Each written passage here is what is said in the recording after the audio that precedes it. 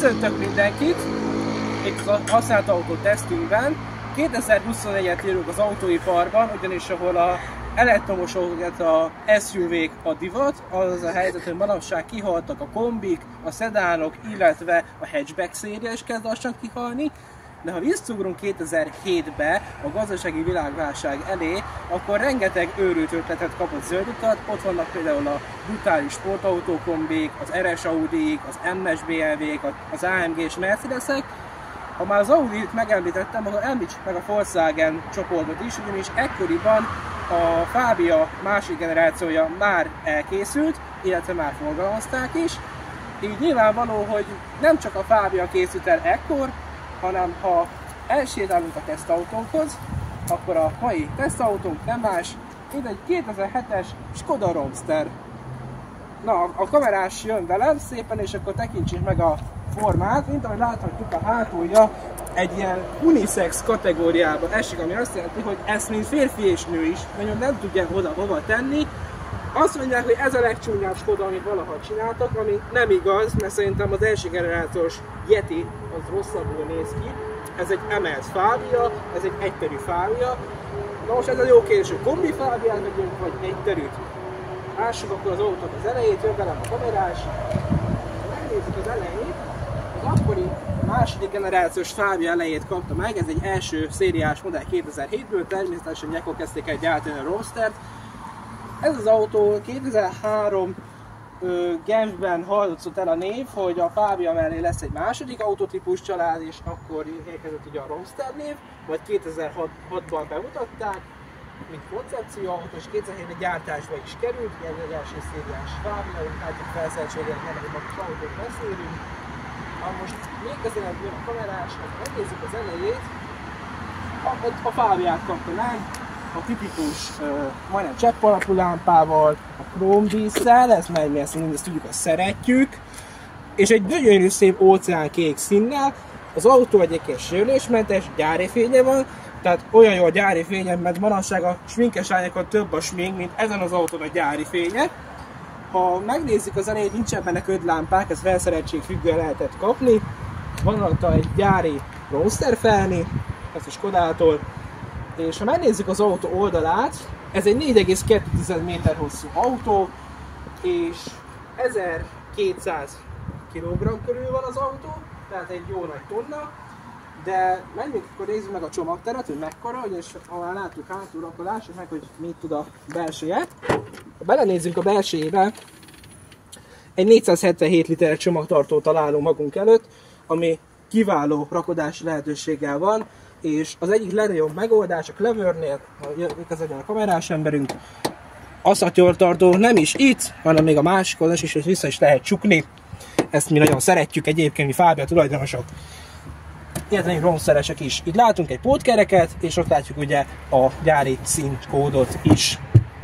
Ugye ez nem egy nagyon mélyített csomagtartó.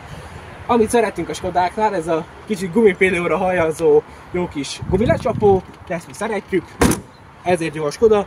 Ekkoriban nem lehetett ez elektromos csomagtérrel, hogy a mozgatást kérni, pedig az akkori Super D már ezt megkapta. Ha megnézzük a hátsó ülést, amit nem ezzel az oldal, hanem a másik oldalon megnézzük, de kintjük a kolléga így keresztbe tudja videózni. Maradj itt addig egy kicsit, én látnék a másik oldalra.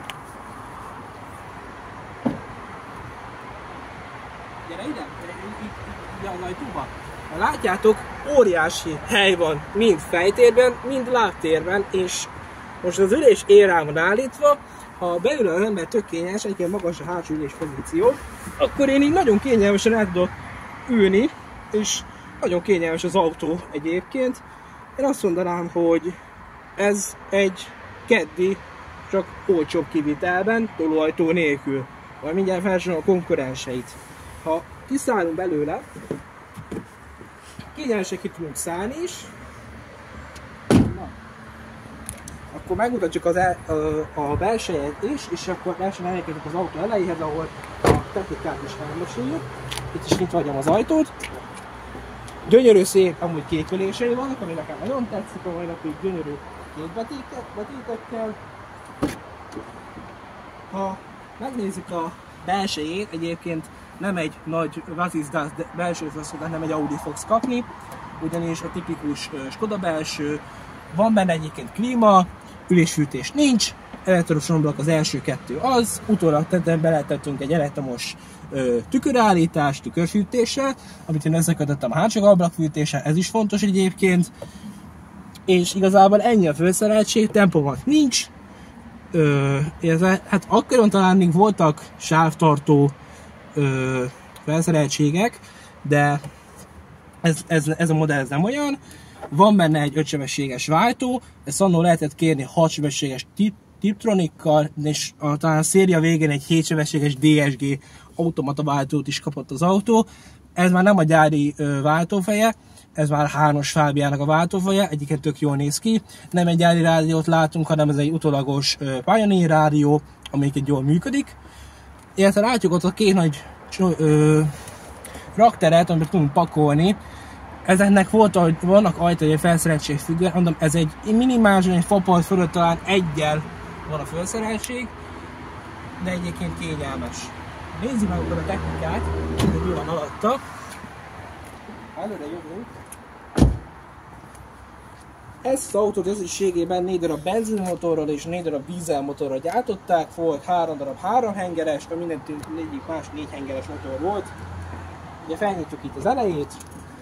Egy 1200 köbcentis HTP motor, 3 hengeres motorja van benne. Ez a HTP motorhódó nevű motor. Ez 69 lóerő, 110 Nm tud. Volt ebből ugye az 1.4-es 4 hengeres, 86 lóerővel, és volt az 1.6-16 szeleppel, 105 lóerős kivitelben. Ezek voltak az ekkori szériával a benzinmotorok. Amikor megkapta a faceliftet, akkor az 1.2 TSI-t kapta meg, az már 4 hengeres volt viszont. Ez is lánc problémákkal szokott szenvedni, de a másik még rosszabb, mert átugrik a lánc és teljes motortotálkál, ennél ezért ez nem igaz. Ha odafigyelsz vezérlésre, amúgy semmi baja nincsen, én is azért gondolom azt, hogy ez egy jó motor egyébként, a kerék sajlóhoz képest városban kiváló egyébként. Ha dízel frontot megnézzük, dízelben lehetett kapni az 1.4 PDTDI motort 3 hengerrel, valami 75 lóerővel, ha nem többel. Volt belőle az 1.9 PDTDI 105 lóerővel, csak a kamerásig szépen így nem tudja hova kell menni. És még volt a facelift után 1.2-es CLTDI, ilyen harmad 69 lóerővel talán, és volt belőle még az 1.6 CLTDI 90 lóerővel. Ugye a CLTD az már a Green Tech dízel motor volt, az 1.4 PDTD, meg az 1.9 PDTD még nem. És hogy kik a konkurensei ennek az autónak? Nyilvánvaló, hogyha a Volkswagen megnézzük, talán a Caddyhez áll a egyik legközelebb a formára nézve, ha még elkezdek rá egy tolóajtót, akkor tényleg egy Volkswagen Caddyt látsz. De azt mondom, ha egyterűnek nézzük, akkor a Touran, a Golf Plus, a Renault Kangoo, Citroën Berlingo, illetve a Ford Tourneo Connect volt talán a konkurensei. Én azt gondolnám, hogy a Volkswagen-t választanám az akkori korban, hogyha azt mondanám, hogy ekkori évjáratú autó, ez a 2007-es autóra beszélünk egyébként, hogy ezekkel a konkurensekkel inkább azt mondom, hogy a Skodát, egy Volkswagen-t választanék egyrészt a dízelmotorok miatt is, mert az 1.9 PDTD motor már bizonyította azt, hogy tud jót tenni, viszont benzinesen persze nem meri mindenki megvenni, de a Turánban már volt például 1.4 TSI is. Na, azt mondom, hogy nagyjából az autót körüljártuk, egyébként az autót tüktik teszt, ugye nyilván 20 centis teszt ez működik. Amit tudni kell egyébként az autóról, hogy ez Thomas Ingerlit és Peter Wouder egyébként tervezte, hogy a Fabiát is ők csinálták. Én azt gondolom egyébként, hogy ilyen autónak a fenntartási költsége abszolút nem drágabb, mert egy Fabiáról beszélgetünk, a Fabia tudjuk, hogy olcsó kis autó volt akkori Suzuki meg a Toyota Yaris mellett, és alkatrészleg nem kell aggódni, hogy nem találsz, mert a Fabiával konkurens az akkori Fabiával, illetve 1 millió forint körül már lehet kapni egy ilyen jó kis családi autót, Én azt gondolom, hogy egyébként teljesen jó, hogy elől tárcsás fékek vannak, hátul dobfékek vannak, ezért fontos tudni. 14-15-ös felnyivel lehetett annó kérni, és általában az is a gyári mérete. Itt egy kicsit a fényszóra persze be van mottulva, itt az index előtt, de azt mondom, hogy ez egy polírral meg lehet oldani. De egyébként meg maga az autó tényleg szerkezetileg jó. Én elmentem egy 856 km-t egy nap, és nagyon kényelmesen el lehet vele menni. Illetve látjuk, hogy kapott egy kis légterelőt is, hogy ne essen be az eső, mert azért örülnék neki, ha nem állna be az autó. Meg persze jobb oldalon van neki a tanksapkája. Az átlag olyan Skodáknál általában ezek jobb oldalon kaptak helyet. Utólag még egy tolatorradart is kapott, amely egyébként nagyon jól működik. Ugye, ahogy már elmondom, 4,2 méter hosszú az autó, ugye a kedvű az 4,4 méter hosszú. Nem azt mondom, hogy a világ leghosszabb autójáról beszélünk, de ezért be kell hintáztatni ahhoz, hogy jó helyre tudjál vele beállni. Hát szerintem összességében összefoglaltam erről az autóról, mit kell tudni, ugye beszélünk a motorokról, ugye Style, felszereltség, Ambition, és nem tudom mi volt a harmadik szint, amit annak a Skodánál lehetett kérni, de én azt gondolom, hogy egyébként Isofix van benne, tehát gyereket is lehet beletenni, egy gyermeküléssel természetesen. Szóval én azt gondolom, hogy ilyen autót használtan az ember nem jár rosszul, ha első autónak választ, én is első autót választottam egy ilyet. Nyilvánvaló, hogy azért történtek rajta változások, ugye legutóbb le van sötétítve az ablakok, ezzel be van egyébként írva a forgalmiba, kapott Lotus Clean-i kopamaticákat, amik hát sokat dobnak az autón, főleg, hogy eleve a gyári színe is már azért felfigyel az embernek. Annól lehetett kérni egy tetőkordátot erre az autóra, illetve panoráma tető, üvegtetőt is lehetett kérni, de az már nagyon egy magas felszereltségi szint alatt lehetett kapni, amiért hát levartak tőle sok pénzt. Nyilvánvaló, hogy bika kulccsal van az akkori összes Skoda, Audi, Volkswagen modellnek. Hogyha megnéztem a kulcsot is mindjárt, a kulcs az így néz ki. Látjátok, ez egy gyönyörű Skoda kulcs, egy bika kulcs, ezért ez fontos tudni. Illetve az is jó benne, hogy ugye csak szállni is így tudod, ha különben nyitni a csomagtér ajtót, amit ha megnyomsz, akkor csak kinyitja a csomagtartót, és voilà, hát akkor felmerül a nagy csomagtartó, amit ugye mi szeretünk egyébként el lehet pakolni. Valakit egyébként ilyen kis pöckök, még így visszatér a csomagtartóra, van itt egy 230 szivargyújtónk is itt hátul, meg vannak itt rögzítési pontok. Az üléseket, ha kiszedjük, nem tudom, hogy majdnem 1200 liter csomagtartót kapunk vissza. Ja, és ahogy látjátok, a közös ülés, ez kicsit kijjebb van, az egy úgymond egy magasított gyermekülés.